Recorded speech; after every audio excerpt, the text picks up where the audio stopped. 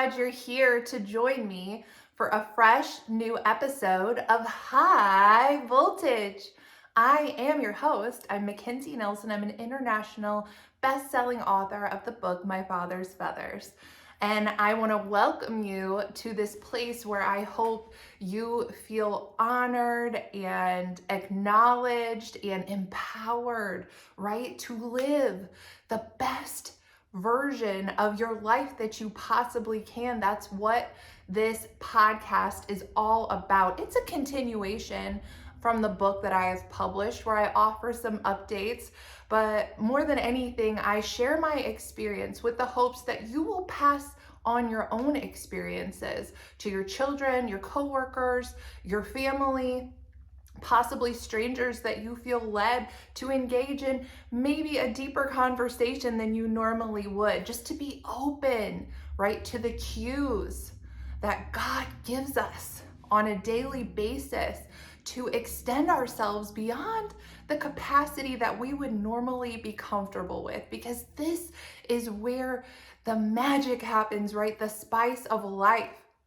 This is where we get the goodness, where we make these memories that matter, that we hold on to, that we look back on, that feed us, that enrich us. Their heart matters, the connectivity between one person and another. Today, I want to talk more about that connectedness, more about an energy exchange, right? That is happening conversationally, whether you're aware of it or not. So today's episode is about, are you an energy giver or are you an energy taker? Because there are two different kinds of people. And believe me, I have seen things, right? In the spiritual realm, I have seen manifestations, right, of God moving. I've seen his hand. I've seen things that are not easily explainable, even in my own terms, things that I still pray. Well, I saw this thing, what does it mean, God? And it could have been something, a vision I saw years ago that I still don't have answers for why I saw what I saw, which has led me, on a deeper soul journey. There's so much more to this realm, to this physical realm, that you can even imagine. So much more happening, so many things happening right in front of your face that you might be invisible to right now, that you may not sense or have capacity or access to. But I sincerely believe that we have a spiritual lifeline offered to us by God, each one of us.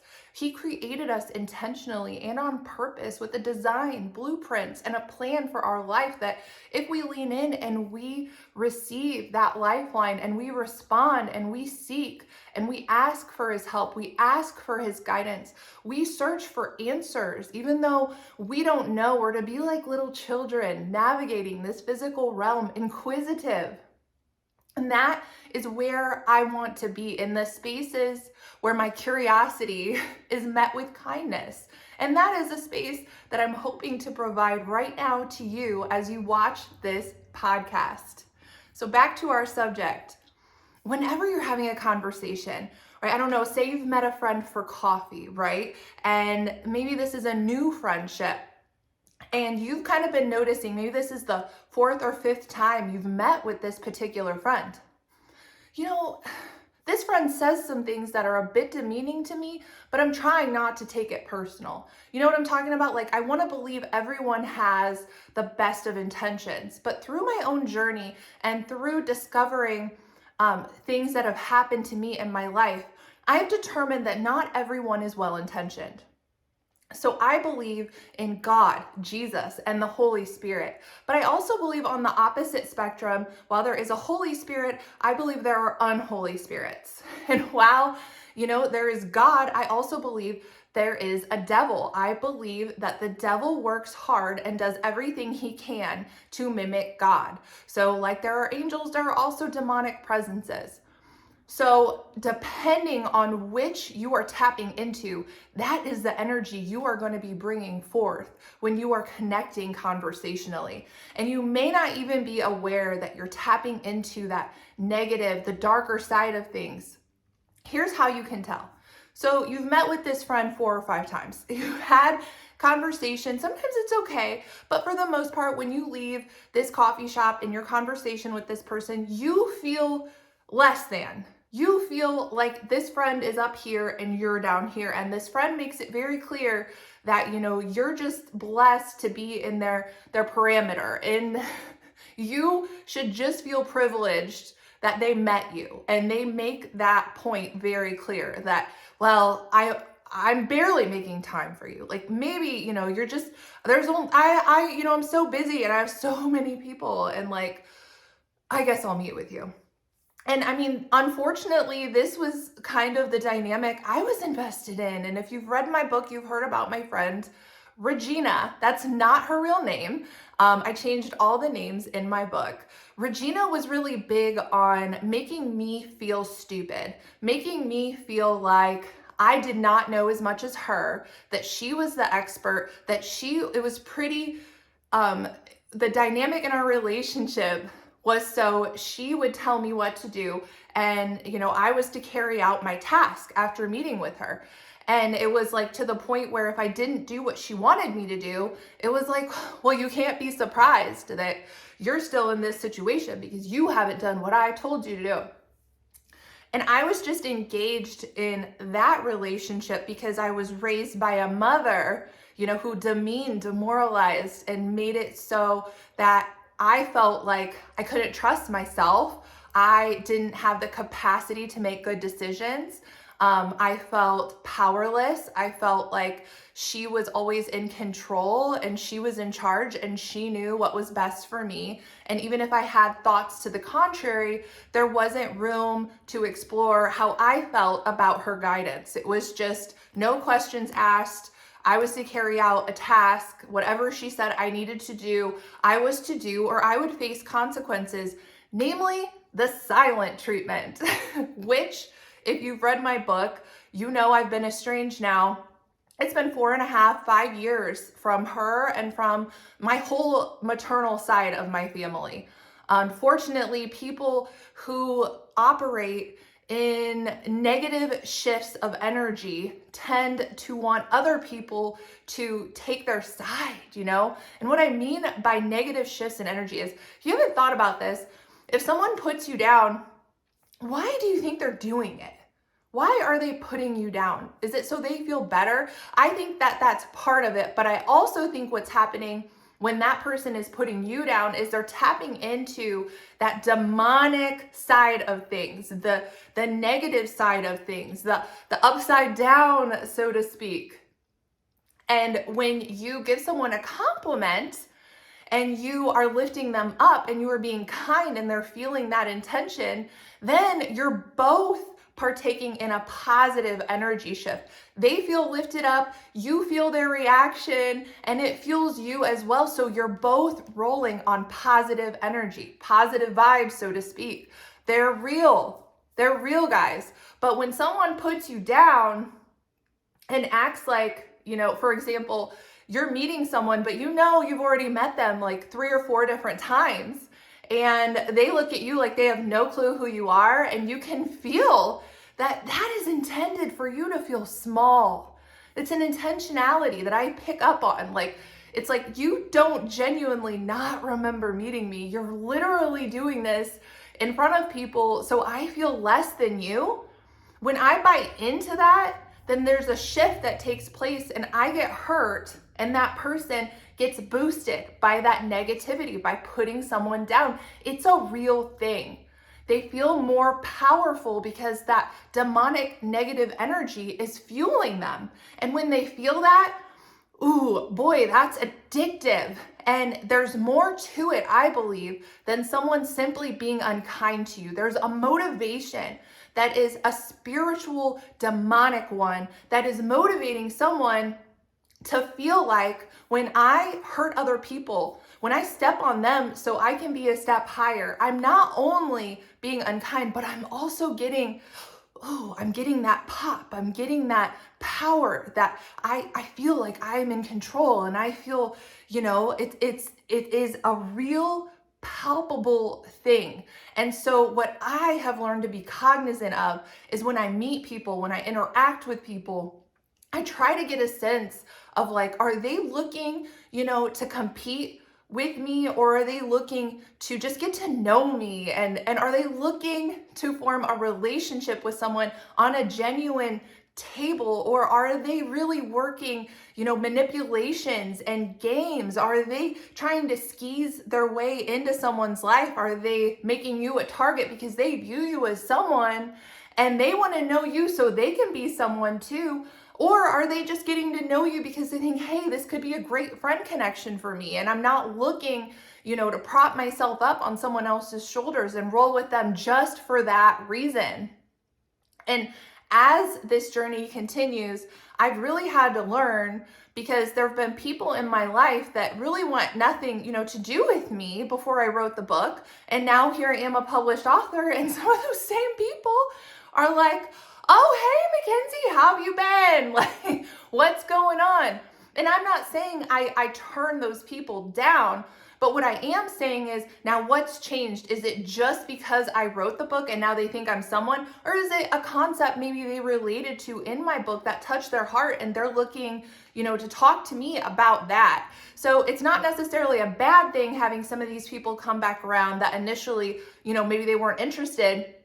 But you can apply that to your life as well. Maybe, you got promoted, right? And maybe someone wanted nothing to do with you before you got this big job promotion, but all of a sudden, hey, you're someone at your workplace. And now, Susie Q, who didn't have the time for you, never asked about your life, never cared what you're, suddenly she's like your new, like, oh my gosh, this is so great, this is awesome. Well, now it's up to you to try to determine like why this shift in how they're viewing you. What is the motivation behind that? Because it's all about intention, and it's about leaving space for people, right, to change their minds about you. Sometimes maybe people thought, you thought about this one way, but you wrote a book, you made it real clear you're not like that. Now let's clear that up. Let's talk about it, and let's form a genuine connection. And I am all for that.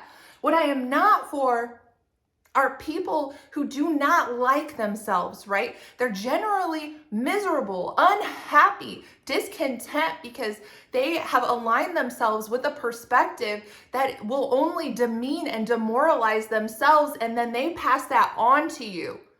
They pass that on to you because they feel that hurt and they're looking to hurt you. And when they hurt you with their hurt, there is demonic energy and activity involved in that. And if you keep investing in that, you are going to find yourself over and over depleted, right? You're going to find yourself feeling kind of icky around this person. Unfortunately for me, prior to writing this book, I was embedded, right? I was immersed in a community of unsupportive, energy-sucking people.